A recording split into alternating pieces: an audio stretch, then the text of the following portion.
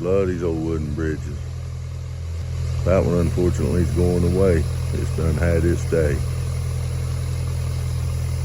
Look at it carefully.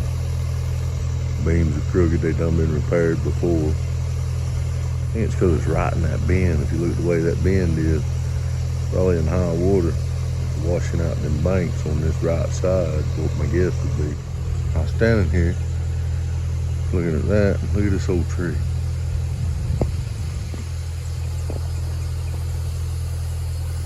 I can't get over there, but that thing's probably 5-6 foot across at the bottom right there.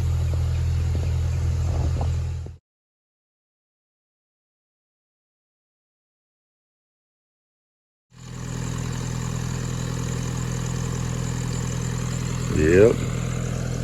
These old wooden bridges are becoming a thing of the past.